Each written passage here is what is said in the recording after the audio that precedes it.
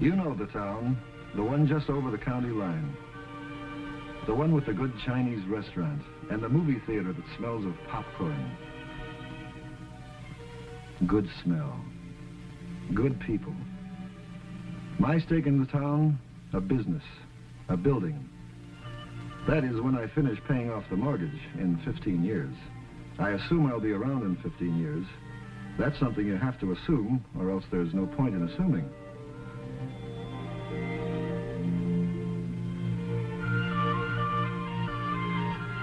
No one thinks about it much anymore. Too many crises, too many scares. So we push it to the back of our minds, where it waits, staring, bright-eyed, silent, more or less.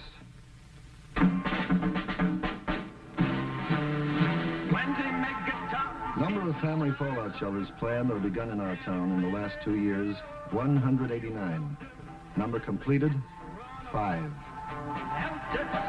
They're gonna live in my fallout shelter.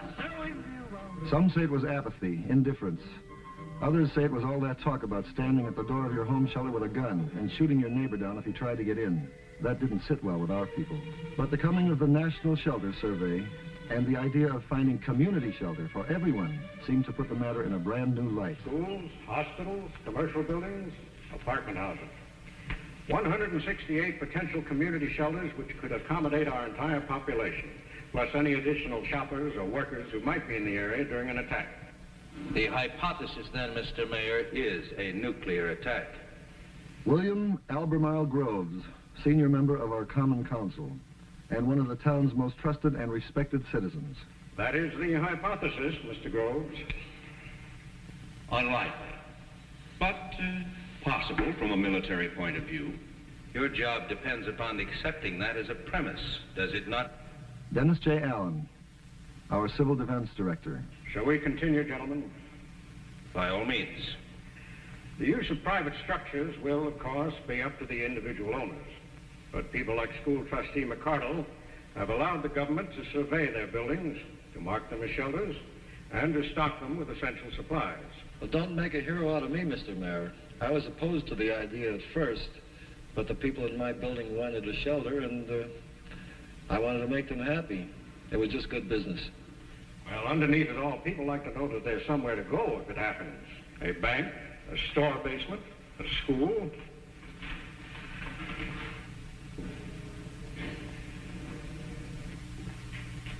Why a school? They're located where people live. They're usually the most substantial buildings in the neighborhood, and the children are there during most of the daylight hours. That's a quarter of your population to begin with. Our 8 school buildings could protect 5,000 people from nuclear fallout. At what cost, Mr. Mayor? For Jackson High, virtually nothing. For Grammar School 2, additional ventilation at a cost of $5 per person sheltered. For Grammar Schools 1, 3, 4, 5, and 6, modifications at a cost of $40 per person sheltered. For Grammar School 7, now under construction, an additional cost of $35,000. Total cost of all modifications combined, $163,125.11. To be paid by whom? By the people, naturally. Will the doors of these shelters be thrown open to everyone? The schools always did belong to everyone.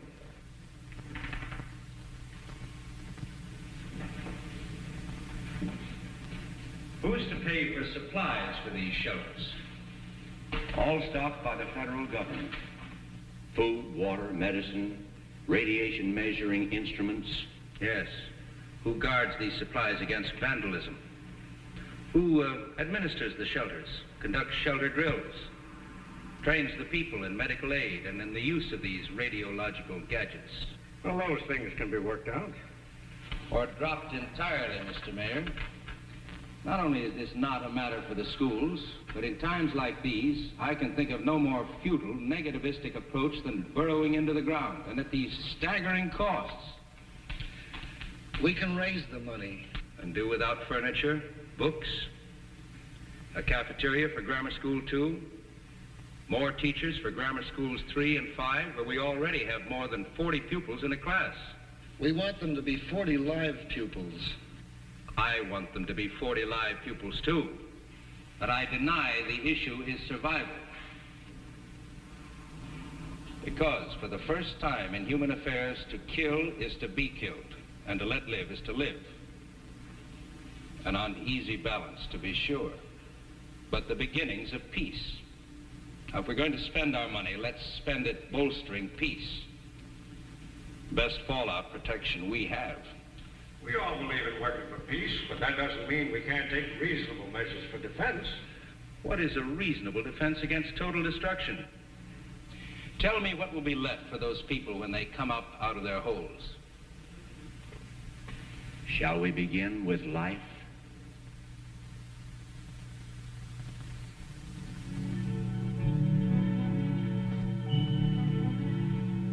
Councilman Groves, for all his strong opinions, is not an unreasonable man. He was willing, as I was, to let Mr. Allen point out exactly what changes the government thought would be needed to incorporate shelter facilities into our schools. There was a lot of technical talk, Rankins, PSIs, protection factor 100. But it all came down to something simple, the ABCs of fallout protection.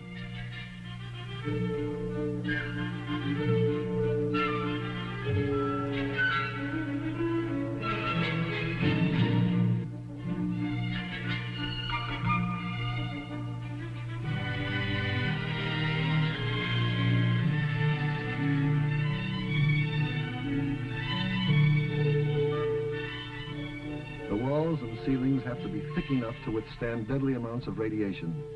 And if they're not, you make them thicker. And when all is done and you're protected by thick basement walls, you have to breathe, which means a system of ventilation.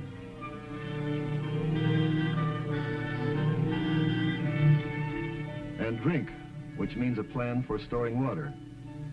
But I learned that basements aren't the only place to find fallout protection. We saw a room that opened on an air shaft and was shielded from every direction by heavy brick walls. This would give the room a high degree of fallout protection, even though it's above ground.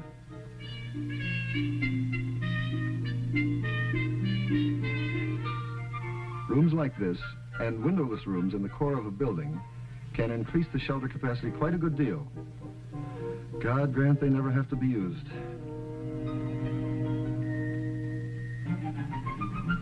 A few days later, Dennis Allen requested permission to present his case for school shelters before the full membership of the Common Council.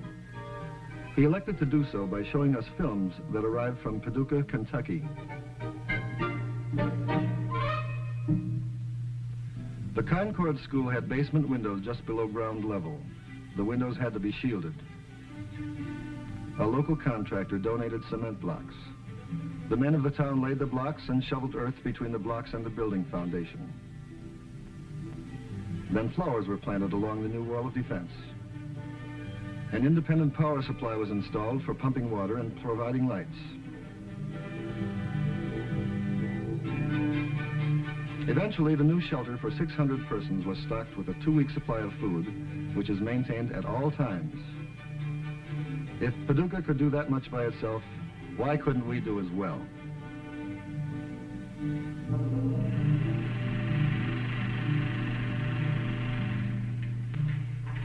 Well, gentlemen, what's your opinion?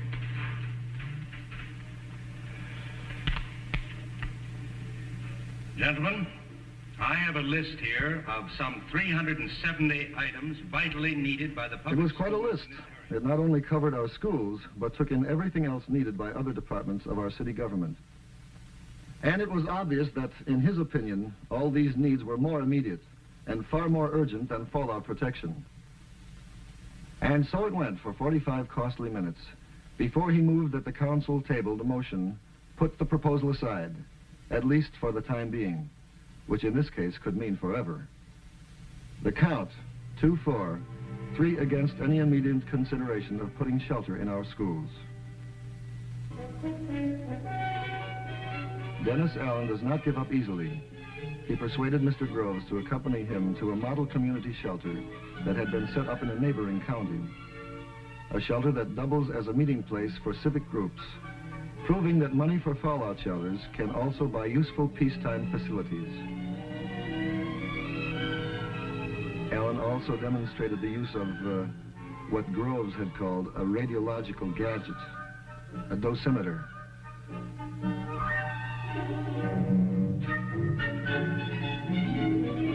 Then showed him the supplies provided by the federal government.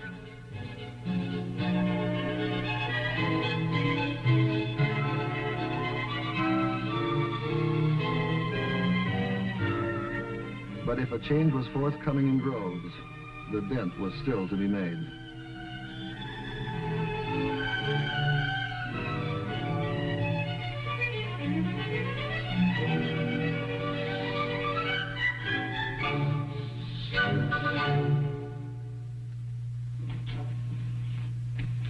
Thank you. Well, I'm sorry Mr. McCardle's out to lunch, but I'm sure I can help you. I'm flying to Capital City next Monday. I want to pick up some travel insurance. Certainly. That's Monday the 22nd. Yes. Mm-hmm. Round trip ticket? Yes. Now, who do you want as a beneficiary on this? Mrs. Alice Groves, 29 Cedar Lane. Mm-hmm. And second beneficiary? Holly Groves, age 12. Mm-hmm. Now, how much insurance do you want? Well, I should think about 500. Hello, Bill. Oh, George. I'll take over, Freddie. Fine. Thank you.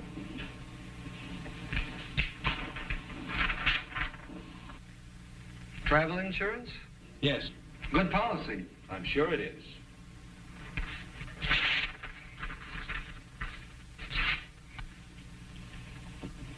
Why did you do that?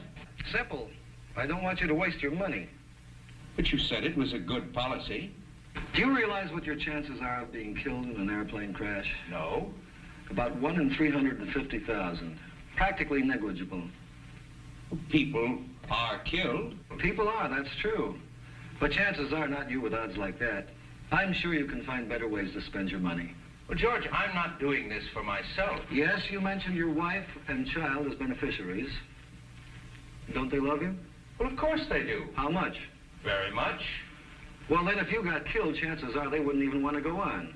Absurd. People have to go on. Even H-bomb survivors? All right. You've made your point, but my time is limited, so if you'll please get a new application. No. I wasn't fooling. I'm not going to sell you a policy. They sell them out at the airport, George, in machines. I only came here out of friendship. Show friendship to the people of this town. Give them some insurance. Did you know chickens and eggs are highly resistant to radiation? No. Very interesting. You're not thinking of building a shelter. Certainly not. You know my feelings on that subject. Yes. As if man could bury his head in the ground and hide from responsibility. Some people have different ideas of responsibility. Yes, I'm familiar with the wide variations that exist in that area. Mrs. Wakeman told me they're putting a shelter in her apartment house. If they want to build shelters in their homes, that's fine with me. But why a school? A place for enlightenment should suddenly become a center for war preparations. I'll tell you why. If we had a shelter and something happened while Holly was in school, do you think I could stay in the shelter? Not knowing what was happening to my child, whether or not she was protected, I would run to that school to be with her. And nobody could stop me, Bill. Nobody.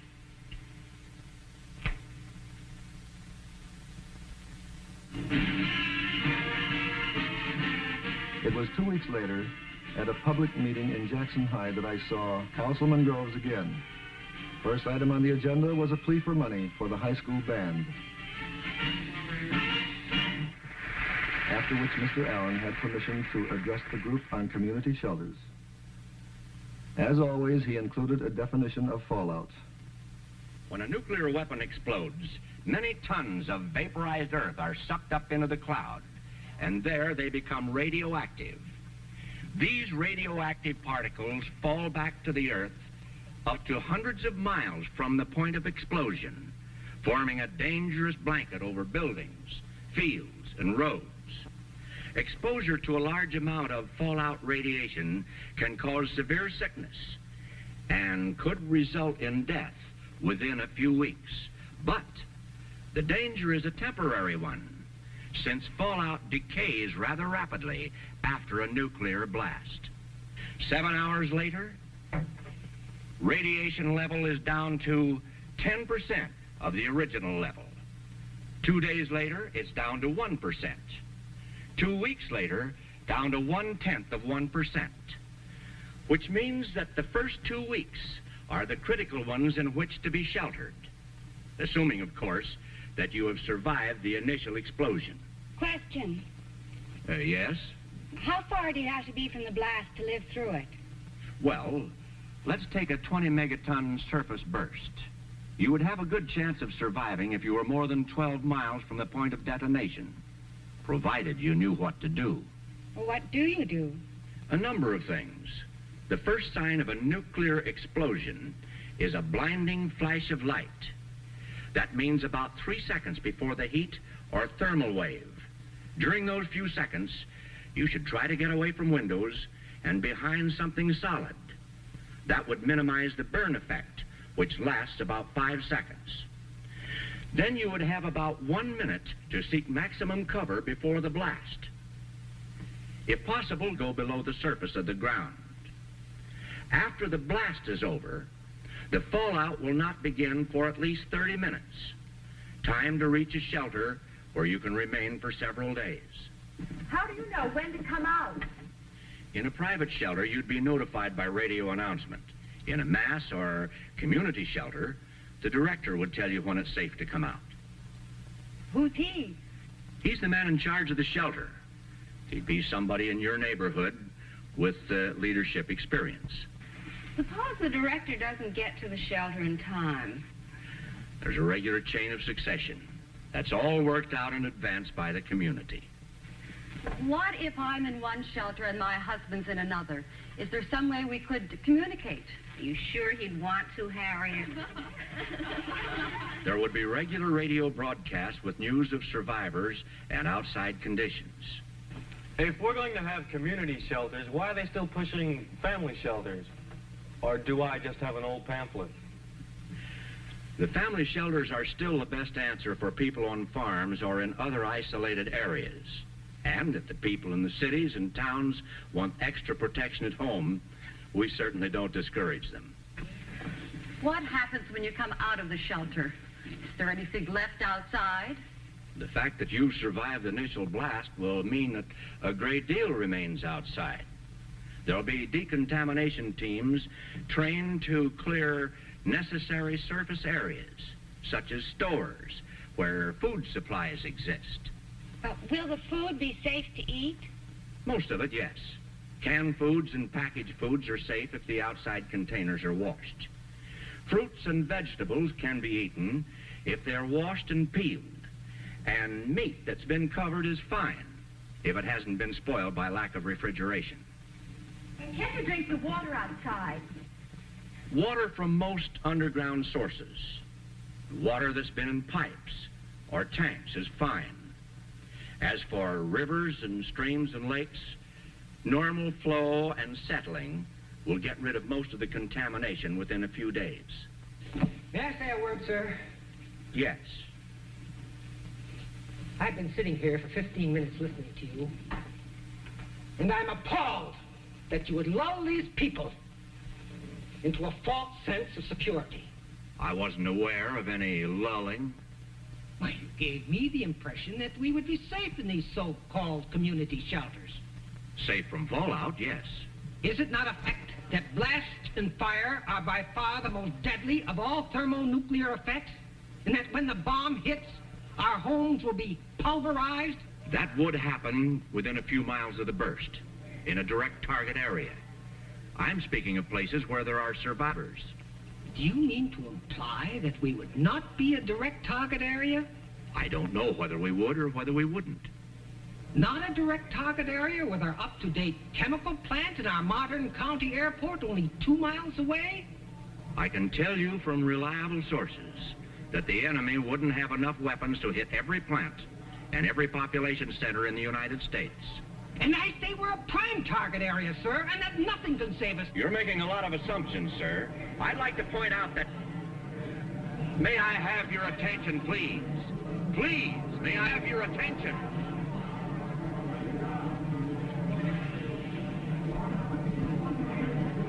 I would like to answer the gentleman's comments, if I may.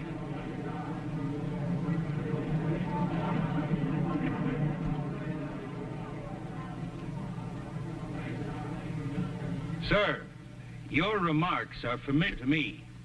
I have thought them myself. I have felt them myself. The feeling of futility, of doom. And I have felt the opposite, too. The sureness that it could never happen. That it was much too horrible to happen. Then one day, I realized that these two apparently opposite views had much in common.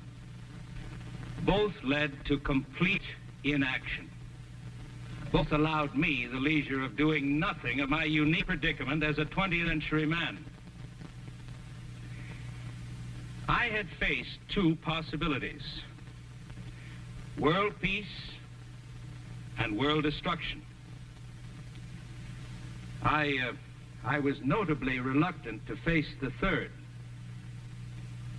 the possibility of a nuclear war in which some will survive. The most difficult of all to face because it requires intense preparation, sacrifice, money, for a day we hope will never come. If it doesn't, and the world is spared, who will care how much these things have cost? If it comes, and we are ready, then whatever we have spent beforehand will be cheap. You might say a form of insurance. Ladies and gentlemen, I ask your assistance in financing the construction of shelters in our public schools.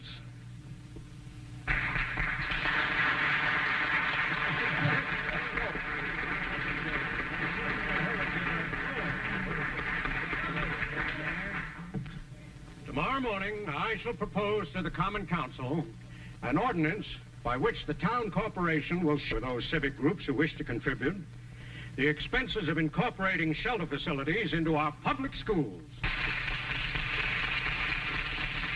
Chain reactions are easier to start than to stop.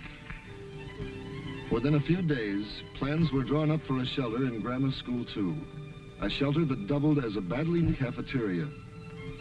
While other schools, work has begun to raise shielding to minimum protective levels. And it wasn't just schools. It was many buildings, public and private. In some, much work remains to be done, and will be done, because people have started to care. Like these doctors and nurses who have begun to give self-care medical lectures to housewives and businessmen, vital knowledge for shelter living. And the radio hams who came forth with the skill and equipment needed for emergency broadcasts in case of attack. Community action, no telling where it'll end.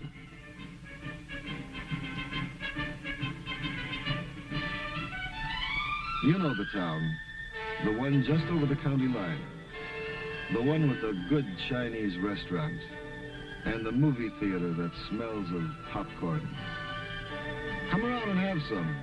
We'll be here.